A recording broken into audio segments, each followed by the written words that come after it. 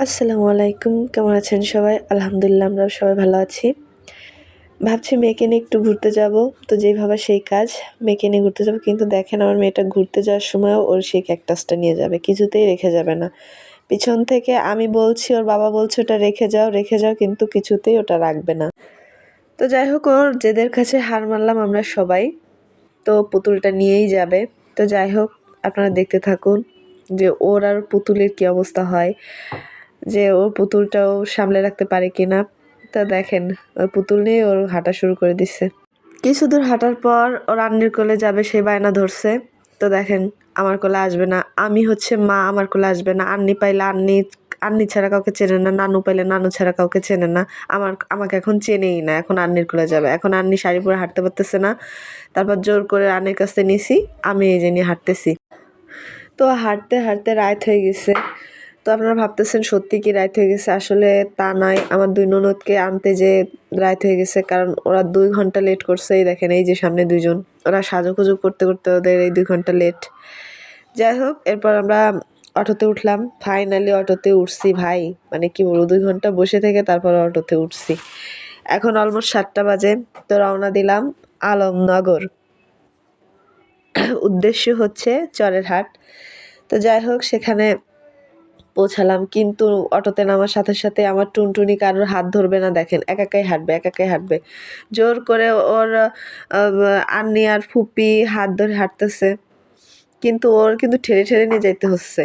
যাই হোক আমরা হাঁটতেছি আমাদের পাশে কিন্তু বড় নদী, ঠিক আছে? ভৈরব নদী। যাই হোক এটা দিনে আসলে একটু দেখাইতে পারতাম। রাত বলে একটু দেখা যাচ্ছে না। যাই হোক এখানে যদি একটু বেশি লাইটিং হইতো তাহলে নিশ্চয়ই দেখা যাইত। তো এখানে ছিল নৌবাহিনী চেকপোস্ট, এটা পার হইলাম। এর মধ্যে যাইতে কিন্তু কোনো টাকা লাগে না, টিকিটও লাগে না। তারপর হাঁটতেছি আর আমার মেয়ে তো বাবা মাশাআল্লাহ, মানে ভেবেছিলাম তাকে কোলে নিতে হবে, খুব জ্বালাতন করবে, হাঁটাচলা করবে না। ও তো মানে সবার ফার্স্ট মানে আগে। তো যাইতে দেখলাম জাহাজ। তো যাই হোক এখানে তো একটু সেলফি ফটো তুলতেই হয়। এরপর লাইন দিলাম। যাই হোক এই ফটো তুলতে কিন্তু লাইন দিতে হয়েছে আমাদের। অনেক ভিড় ছিল। তারপর আমি একটু জাহাজ চালালাম। এরপর সবাই একটু করে জাহাজ চালাইলো। তারপর দেখেন আমরা ওইদিকে সেলফি তুলতেছি আর আমার মেয়ে হেঁটেই যাচ্ছে। মানে ও এক জায়গায় দাঁড়ায় থাকে না। ও ঘুরে সব জায়গায় একা থাকবে। দেখেন ওর ভয় করে না। আমরা কিন্তু পিছনে সবাই। আর ও একা হেঁটেই যাচ্ছে। ওকে এত ডাকতেছি ও কিন্তু শুনতে পাচ্ছে না। এর মধ্যে যারা হেঁটে যাচ্ছে ছেলে মেয়ে সবাই কিন্তু ওর সঙ্গে দুষ্টুমি করতেছে। হাঁটতে সামনে দেখলাম দোলনা। ব্যাস আমার মেয়েও দোলনায় চড়বে। ওখান দিয়ে ঘুরঘুর করতেছে কিন্তু বড় লাইন। এখন 1 ঘন্টা ধরে দাঁড়ায় আছি অলমোস্ট, লাইন পাচ্ছি না। তারপর রেইনবোতে একটু ছবি তুললাম। অবশেষে একটু লাইন পাইলাম। মেয়ে একটু দোল খাইলাম। কিন্তু ধাক্কা দেওয়ার মানুষের অভাব। তাই আমার এক ননদকে ডাকলাম যে এদিকে এসে ধাক্কা দিয়ে যা। ব্যাস একটু ছবি তুললাম, একটু দোল খাইলাম। দোল খাওয়ার পর বাকি সবাই দোল খাচ্ছিল। মানে সিরিয়াল তো একজন পরপর আসছিল। এইদিকে এরা দোল খাচ্ছে, আমার মেয়ে হারাই গেছে। কই হারাই গেছে? ওই দেখেন দৌড়াচ্ছে। ও চলে যাচ্ছে ওইদিকে। মানে ওর দোল খাওয়া শেষ তো চলে যাচ্ছে। আর এই ছোট্ট বাবুটার ক্যাকটাস নেওয়ার জন্য কি পিছু করছে, কিন্তু ও তো ক্যাকটাস কাউকে দেবেই না। ও বাসা থেকে বয়ে নিয়ে আসছে ওর প্রিয় পুতুল। ও কাউকে এটা ছুঁতেও দেবে না। এদিকে ওই মেয়েটা ওর সঙ্গে দুষ্টুমি করতেছে। ও বাধা দিচ্ছে। ও হাঁটবে, ও সামনে চলে যাবে, দেখেন চলেই যেতেছে।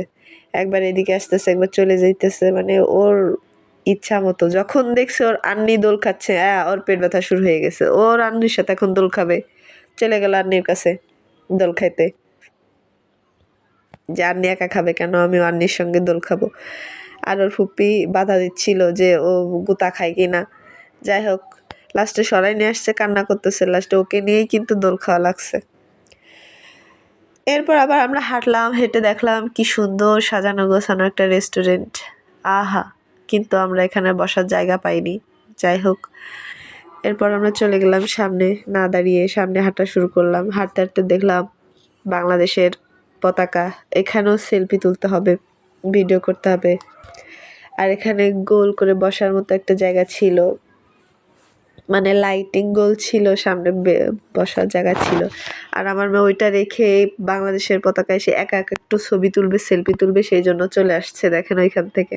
মানে ওর এখানে ছবি আর সেলফি তোলা হয়নি।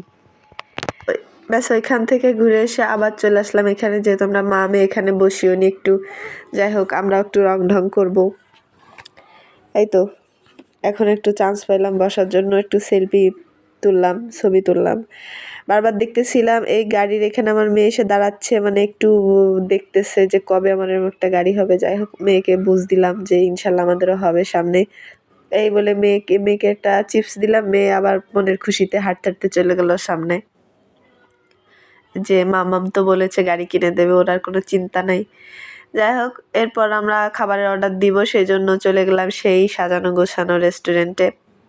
রেস্টুরেন্টের সামনে গিয়ে দেখি আর এক কাণ্ড।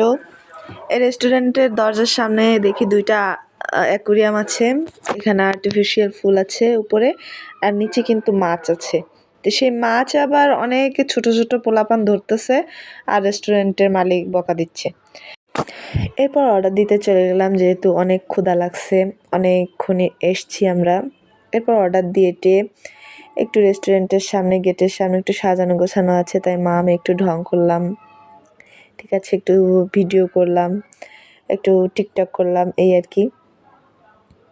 এখানে আবার সুন্দর একটা মিরর আছে, সেই মিররে একটু মা আমি একটু রং ঢং করলাম, একটু মেয়েকে পাপ্পা দিলাম। মেয়েও দেখি কি সুন্দর করে দেখছে।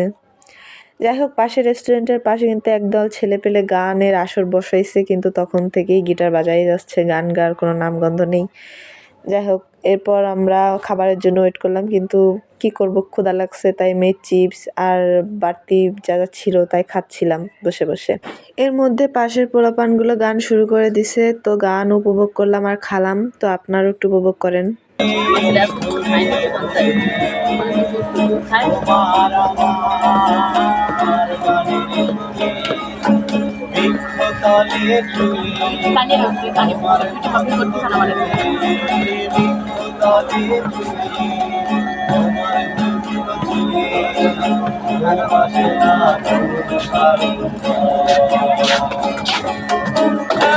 যদি হতো আমি পাখির মতো উড়ে উড়ে বেড়াই সারা,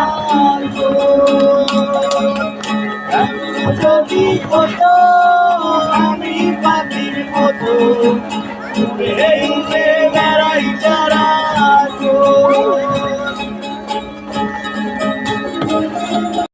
গানটা কিন্তু অনেক সুন্দর ছিল। এর মাঝে আমাদের অর্ডারের খাবার চলে আসলো। ও মা, ওই পেশে যায় কেন? ওয়েটারগুলো ওই পেশে দেখেন সব খাবার নিয়ে যাচ্ছে। লাস্টে আমাদের খাবারগুলো আসলো, তো দেখেন মাত্র 1 প্লেট আসছে, এখনো 2 প্লেট আছে। তো এই কোকা-কোলা 2টা অর্ডার করেছিলাম। তো এই কোকা-কোলার জন্য আমার মেয়ে কিচ্ছু খায়নি, আমার মেয়ে ওটাই খাবে, আরও যেহেতু ঠান্ডা ছিল। তো বলতে বলতে দেখেন আরও 2টা চলে আসছে, তাই আর দেরি না করে খাওয়া শুরু করলাম। কিন্তু আমার মেয়েটা কিচ্ছু খায়নি, ওই কোকা-কোলা দেখছে তো ওইটাই খাবে, ওইটা নিয়ে কান্না করছিল। তাই তাড়াতাড়ি খাওয়া শেষ করে ওকে নিয়ে বের হয়ে গেলাম, বাসায় যাব। আমার মেয়ে কান্না করতেছে, ও এখনও সে কোকা-কোলা খাবে। যাই হোক এই বলতে বলতে আমরা বের হয়ে গেলাম, একদম সোজা বাসার দিকে এখন যাব, আর কোথাও দাঁড়াবো না, কারণ আমার মেয়ে বিরক্ত শুরু করে দিছে। তারপর দেখেন আমার মেয়ে আবার ঘুরবে, এর এর মাঝে রাস্তায় যত ছেলে আছে বা মেয়েরা আছে সবাই ওর সঙ্গে দুষ্টুমি করবে। হাঁটতে হাঁটতে সামনে দেখলো সেই দোলনা, এখন বায়না ধরছে এখন ওই দোলনায় উঠবে, কিন্তু দোলনা থেকে ওই মেয়েটা কিছুতেই নামবে না। আন্নিকে ধরে কান্না করতেছে, আন্নিকে নিয়ে উঠবে, দোল খাবে, কিন্তু ওই মেয়েটা নামবে না, ওই মেয়েটা দোল খেতে দেবে না। তাই লাস্টে মেয়েকে আমি কোলে নিয়ে মেয়েকে সান্ত্বনা দিচ্ছিলাম যে বাবা আমাদের বাসায় আছে, দোলনা আছে, আমরা সেখানে দোল খাবো, এখন বাসায় চলো। এটা বলে আবার হাঁটা শুরু করছি, একদম বাসায় যাব, কারণ মেয়ে কান্না করতেছিল, কিছুতেই আনা যাচ্ছিল না, ও দোল খাবেই। ব্যাস সামনে যে একটা অটো পেলাম, অটোতে উঠে পড়লাম। অলরেডি অনেক দেরি হয়ে গেছে, রাত 9টা বাজে। তো পরিশেষে বলবো জায়গাটা অনেক ভালো লেগেছে, আপনারা চাইলে ঘুরতে আসতে পারেন। এটা হচ্ছে আলমনগর চরেরহাট। আল্লাহ হাফেজ।